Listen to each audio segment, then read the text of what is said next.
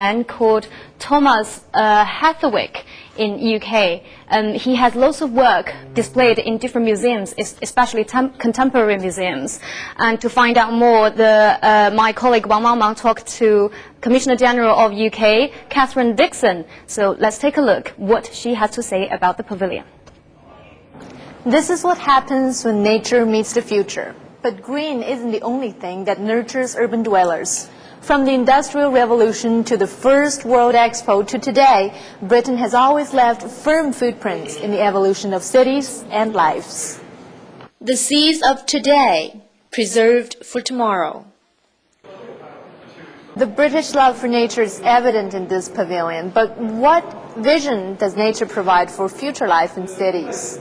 Well, what we wanted to do by creating this seed cathedral is we wanted to show that the UK's pioneered the Industrial Revolution, but we think that the future development of our cities should be natural, and that's what we really wanted to show here. So here in the Seed Cathedral you can see that there's 6,000 different types of seeds, and we wanted to show the potential in nature for development so that our future cities will be sustainable cities, and that we can make sure that we tackle problems like climate change by using what nature has to offer rather than continuing to develop in an unsustainable way. Looking to nature for clues into solving the problems of today might just help ensure a happier tomorrow. Dixon says every time people look at the seas, they will experience different feelings, including harmony. What are you willing to give up to keep what you have?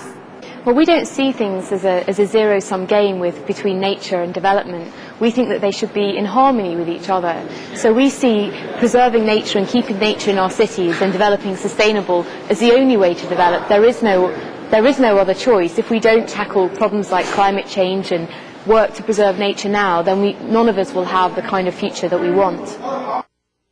And it's not just about nature and development, but other key aspects of society as well. Many people say that a city's competitiveness is to some extent the mixture of the economic and the cultural. So how do you balance these two? Well, I think you're absolutely right. I think culture is really important to a city's attractiveness. And I think if you imagine UK, you imagine London, I think one of the reasons that people come there is not just because of the financial services industry, which is so famous, but it's because of the way the city is, the feel of the city and the atmosphere in the city. And I think one of the things that the UK has really done well is to be a really open place. So we've got people from all over the world in the UK, and London is a really international city. There's areas in it with different groups of people from all over the world, and I think that makes it a really attractive place. So I think the way that we've done that is that I think that government's role is to actually stand back sometimes and to let the place be open and to let people define the culture and people to develop the economy. How would you define a better city, and what are the key elements to a better life? Well, I can only speak personally, yes. But what I love about UK cities, the ones I've lived in, like London, are how green they are. I mean, I like that there's so many places for ordinary people to go and to relax and to enjoy life. And I think it's many countries are chasing GDP growth and economic development, and I think it's just really important at the same time as chasing those things to think about what makes life worth living. And for me in London, that's interesting places to go. It's beautiful parks, and it's just a really nice natural environment. Wang Mangmang, CCTV, Shanghai.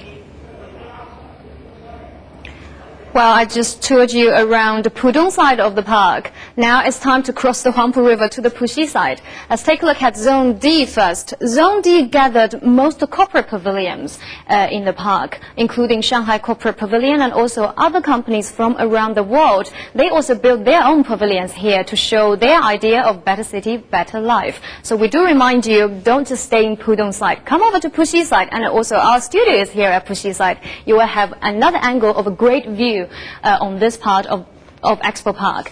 And also let's move to the last area I'm going to introduce you, which is section E, Zone E. Okay, I'll go this way, right here.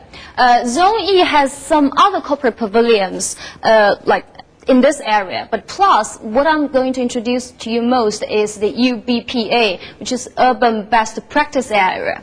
Urban Best Practice Area here gathered some really great examples and also models of different cities, how they come across all different difficulties to on the roof or on the way of the urbanization, and also how, for example, the water recycling system and how they get through some of the difficulties to make their way to representing better city, better life, to be environmentally friendly, using water, using some land, and also their idea of to bring the city more sustainable development. And that's all the tour guide from me. I'll go back to you, Dongning.